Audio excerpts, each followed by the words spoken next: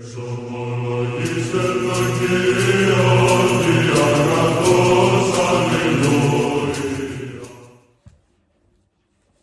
nderuar miq, të dashur vëllezër dhe motra, ma Krishtin ja ku jemi së bashku në takimin tonë të përditshëm Komenti i Shkrimit të Shenjtë. Jemi në datën 18 gusht dhe Kisha Ortodokse në nxit në këtë ditë e lexojmë përsëri nga letra e dytë Apostullit Pavlit drejtuar Korintasve, kapitulli 5, vargu 15 deri në vargu 21.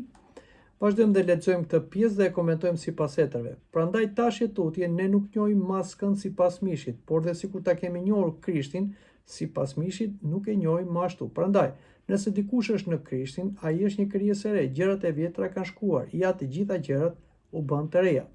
Dhe të gjitha gjërat janë nga Perëndia që na pajtoi me veten përmes Jezu Krishtit që na dha shërbimin e pajtimit. Sepse Perëndia ka pajtuar botën me veten në Krishtin, duke mos u numëruar njerëzve fajet e tyre, dhe vuri ndër ne fjalën e pajtimit. Ne pra bëhemi lajmëtar për Krishtin, sikurse Perëndia të këshillonte nëpërmjet nesh, dhe ne ju këshillojmë juve për hir të Krishtit. Pajtohuni me Perëndin, sepse ai bëri të jetë mëkat për ne ai që nuk njitet mëkat, që të bëhemi drejtësia e Perëndis në të. Pra, ky është një pasazh, siç të tham, nga letra e dytë e Apostullit Pavlit drejtuar Korintasve, kapitulli 5, vargu 16 dhe 21. Dhe ky pasazh nga më të fuqishmet të Apostullit Pavlit për të treguar jetën e re në Krishtin, pajtimin me Perëndin dhe thirrjen e besimtarit për të qenë shërbëtor i pajtimit. Por fillojmë ta lexojmë dhe ta komentojmë sipas etrave. Prandaj tash tutje ne nuk e njohim maskën sipas mishit, po edhe sikur ta kemi njohur Krishtin sipas mishit, nuk e njohim më ashtu. Shënjangu i arti e lidh këtë me ndryshimin e mënyrës se si i shohin njerëzit pas Krishtit. Sipas mishit do thotë të gjykosh njerëzit vetëm nga ajo që është e jashtme, preardhja, gjenealogjia, pasuria, statusi, dobësia e kaluara apo gabimet. Pavli thot edhe për Krishtin, edhe sikur ta kemi njohur Krishtin sipas mishit, nuk e njohim më ashtu. Nuk do të thotë se Krishti nuk ka si njeri gjenealogji njerëzore, pra nuk ka trup me të vërtet njerëzor, të shpirt njerëzor, por se Krishti nuk duhet njihet vetëm në dimensionin toksor e njerëzor. Pas ngjalljes, ai njihet si Zoti i ngjallur. Pra, ky varg na pyet si i shohin njerëzit sot. Nëse shoh vetëm të kaluarën e dikujt, nuk e shoh atë që hiri i Perëndis mund të bëjnë atë. Pra, unë mund të them që ky është një njeri i keq, ky nuk dyshon kur, ai ka bërë këtë gabim, prandaj është e tillë, ajo që i ka ndodhur, e tjera këto mendime ose gjykime që ne bëjmë. Po Krishti na mëson të shohim personin për te historisë së tij. Pra, neve si njerëz shikojmë në një fraksion të kohës dhe të hapësirës, por Zoti shikon në gjithë dimensionin e kohës dhe hapësirës dhe shikon fundin tonë. Prandaj, nuk duhet të mbetemi në këtë vështrimin njerëzor i kufizuar, por të shikojmë me sytë e Perëndis. Madje edhe nuk të mendojmë si judejnë të cilët i jepnin shumë rëndësi gjenealogjisë, dhe gjenealogjinë e shikonin si kush shpëtimi, por neve duhet shikojmë diçka tjetër. Nuk është gjenealogjia që na shpëton, pra nuk na shpëton nëse ne themi vim nga një traditë krishtere ortodokse, kemi pasur pararësit tanë të krishterë etj. Jo, po vjen shpëtimi nga një marrëdhënie personale me Krishtin, sepse Krishti nuk është i kufizuar në gjenealogji, siç vinte nga judejt, por ai është njeriu, ose biri i njeriut, i cili në të përfshin gjithë racën njerëzore, dhe atje gjejmë shpëtim të gjithë njerëzit, jo vetëm judejt, por dhe kombet. Prandaj edhe neve si të krishterë ortodoks nuk timi të kufizuar që ta bëjmë Krishtin vetëm për vete dhe ta kufizojmë nga ana e traditës dhe gjenealogjisë sonë. Jo, ne duhet kemi një mendje të hapur që te Krishti duhet vinë të gjithë dhe të gjithë duhet i ftojmë që të bëhen populli i ri i Perëndis ose populli i krishterë. Prandaj thotë Apostulli Pavli edhe për Krishtin, nëse e njohim sipas mishit, tani nuk e njohim më sipas mishit. Por le të flasim edhe për vargun 17. Prandaj nëse dikush është në Krishtin, ai është një krijesë e re, gjërat e vjetra kanë shkuar, ja të gjitha gjërat u bën të reja. Këtu është zemra e gjithë pjesës që shkruan Apostulli Pavli. Eti të shohin krijesën e re jo thjesht një përmirësi moral, nuk është u bëra pak më i mirë se më përpara, është një fillim i ri i qenies njerëzore në Krishtin. Shoqëria e Aleksandrisë dhe tradita patristike e lidh këtë me bashkimin me Krishtin. Njeriu merr pjesë në jetën e re që buron prej Krishtit. Gjërat e vjetra kanë shkuar, nuk do thotë se kujtimet zhduken ose ne nuk kemi më dobësira të trashëguara. Po thotë se mëkati dhe mënyra e vjetër e të jetuarit nuk kanë më fjalën e fundit mbi njeriu. Pra, ne nuk do të themi unë jam kështu dhe nuk dëshoj dot. Në Krishtin e kaluara jon është histori, jo domosdoshmërisht identiteti ynë. Kjo është shumë e rëndësishme edhe për dikë që ka rënë shumë herë. Pendimi nuk është thjesht të qash për të kaluarën, është të besosh se Perëndia mund të fillojë diçka të re në ty. Shpesh na kap ideja se ne nuk dëshojmë, madje e quajmë pavlefshëm dhe misteret e kishës, për shembull, unë nuk pagëzohem se po të pagëzohem do bie në mëkate përsëri, ose nuk shkruaj të kryej misterin e pendim rrafimit se do them të njëjta gjëra e të tjera si këto. Këto janë justifikime djallëzore dhe nuk do t'i pranojmë, sepse në Krishtin neve fillojmë një jetë të re. Vdes njeriu i vjetër dhe fillon njeriu i ri. Marrim shpirtin e shenjtë, shpirtin e Krishtit, shpirtin e Atit. Dhe kështu ne marrim fuqi për të ndryshuar jetën dhe për të bërë ndryshe nga çka kemi bërë më përpara. Por dhe diçka tjetër. Njeriu është një qenie që rrëzohet edhe ngrihet sepse jeton brenda kohës dhe hapësirës. Nëse nuk do ishim në kohë, ne nuk do kishim mundësi të ngriheshim. Por duke qenë brenda kohës, kemi mundësi të ngrihem, sepse çdo fillim i ri i ditës, një ditë të re është një mundësi e re.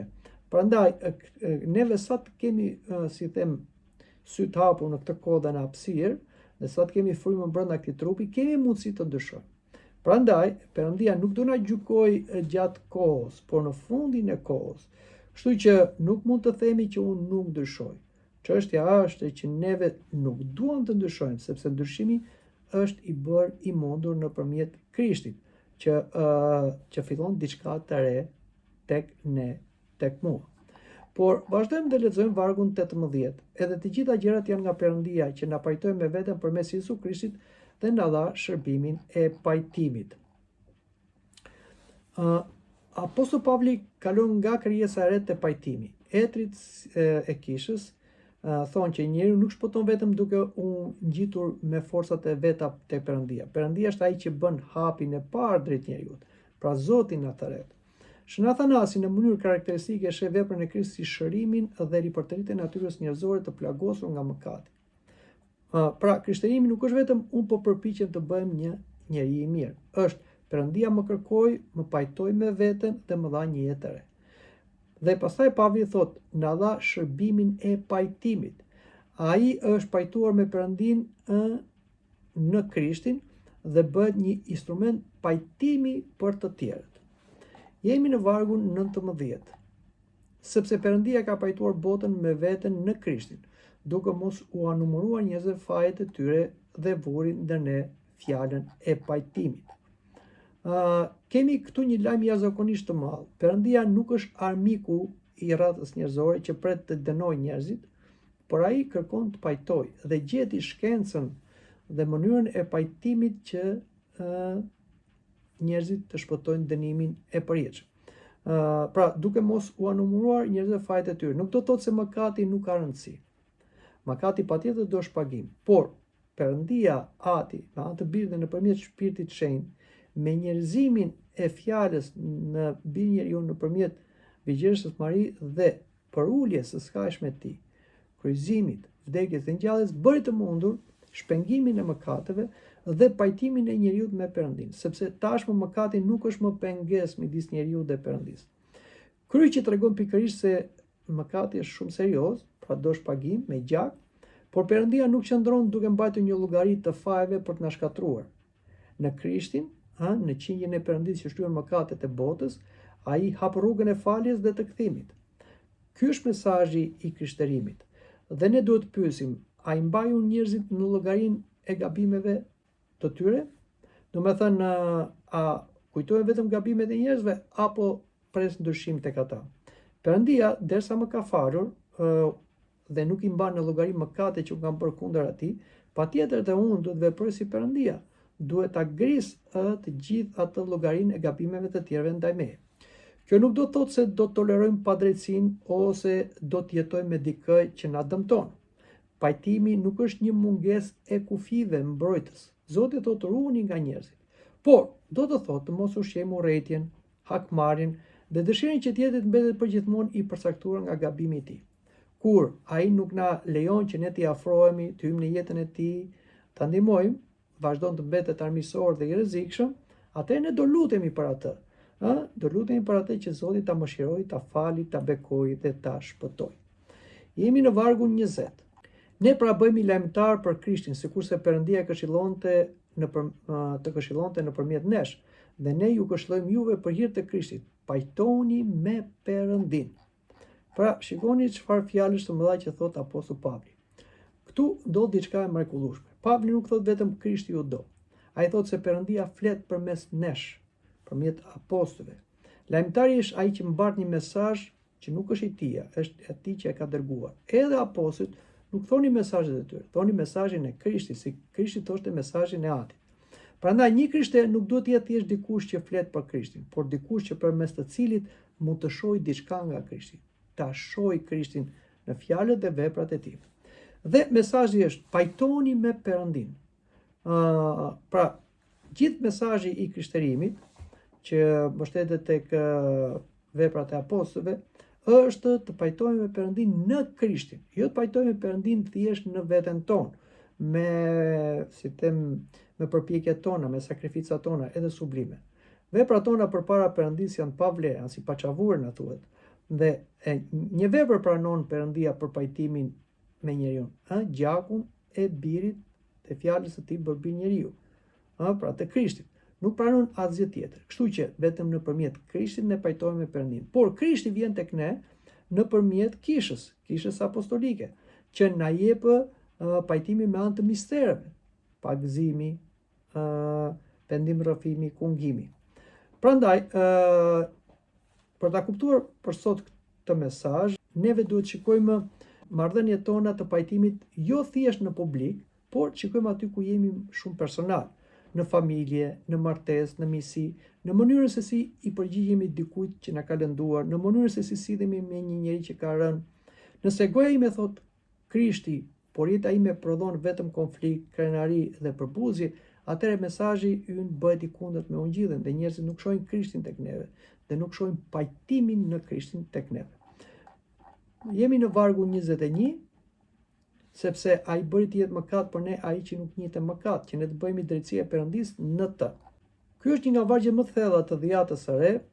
Krishti nuk ishte mëkatar, sepse ai nuk trashëgoi mëkatin stogjëshor, lindi nga lindje virgjërore, pa baba, pa farën e Adamit, pra ai nuk ishte mëkat, as trashëguar dhe as personal. Po Krishti mori mbi vete barën e mëkatit ton. Etrit e këtij shpjegojnë këtë në mënyrë të fuqishme. Shën Athanasi, Shën Grigori Naziansi dhe tradita e madhe patristike flasin për Krishtin që hyn në gjendjen tonë njerëzore për ta shiruar, shliruar e ngritur natyrën njerëzore. Dhe pastaj vjen ana tjetër, që ne të bëhemi drejtësi e Perëndis në të.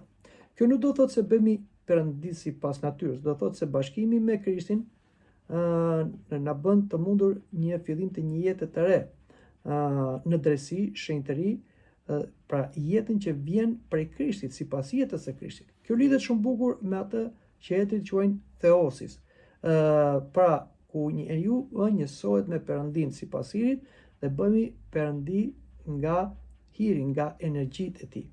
Dhe mendojmë, flasim dhe jetojmë siç vepronte Krishti. Këta kanë arritur shenjtorë të ndryshëm në kishën tonë, të cilët kaluan procesin e ndriçimit, shenjtërimit dhe të hynizimit. Ky është një proces që duhet të kalojmë të gjithë neve, sepse kjo është qëllimi i besimit të qenit i krishterë. Nuk është thjesht disa doktrina ose disa mësime morale, por do të thotë të njësohemi me Zotin, të bëhemi të ngjashëm me të dhe të bëhemi krishterë. Prandaj, gjithë ky pasazh i sotëm kërkon të na thotë të përmbledhur këtë gjëra. Ndrysho mënyrën se si sheh. Mos i shikoj njerëzit vetëm sipas mishit, dukjes. Beso se ndryshimi është i mundur. Nëse dikush është në Krishtin, është krijesë e re pra. Kupto se iniciativa vjen nga Perëndia. Ai na pajton me veten e tij. Ai e bëri të mundur këtë pajtim. Prano faljen, pra mos jeto përgjithmonë si njëri që duhet të paguajë një borxh që Krishti ka ardhur të shërojë dhe ka paguar. Bëu pajtues. Ai ka marrë paqe nga Perëndia, theritet të sjell paqe. Madje Shën Serafimi i Sarovit na thotë, në qoftë se ne nuk i kemi falur armiqtan, tregon se dhe ne as nuk kemi falur. Në qoftë se ne arrim dhe i falim armiqtan, tregon se kemi marrë falje nga Perëndia. Mos e mbaj Krishtin për veten si një ide, bëhu lajmitar i tij pra sjell paqen, në mënyrën se si jeton dhe flet. Mbështetur te Krishti, jo te drejtësia jote, që ne të bëjmë drejtësi e Perëndis në të. Një pyetje shumë praktike sot mund t'ja bëjmë vetes. A beson në Krishtin apo jetoj si një krijesë e re? Nëse po, kjo duhet shihet në mënyrën se si falim, mendojmë, flasim, gjykojmë, kërkojmë pajtim dhe si shikojmë njerëzit. Prandaj, mënyra e vjetër e të parit nuk duhet të jetë më tek neve, por mënyra e re e të parit, që do thotë të pajtuar me Perëndin, të pajtuar me njerëzit dhe të jetojmë sipas drejtësisë së Krishtit. Dhe shenjtori na thonë mos thoni që Perëndia është drejtësi, po Perëndia është mëshirë. Që do thotë, duhet t'i ngjajmë Krishtit që të dëshirojmë shpëtimin e gjithë njerëzve, edhe të armiqve tanë. Prandaj, fjala më e fortë në jetën tonë është kjo: Perëndia nuk të pajton me veten vetëm që të shpëtosh ti. Ai të pajton me veten dhe pastaj të bën pjesë të veprës së pajtimit të tij me të tjerët. Mendoj që këtu pra ta mbyllim edhe bisedën për sot, por të takuar në takimin e ardhshëm. Deri atëherë, mirupafshim.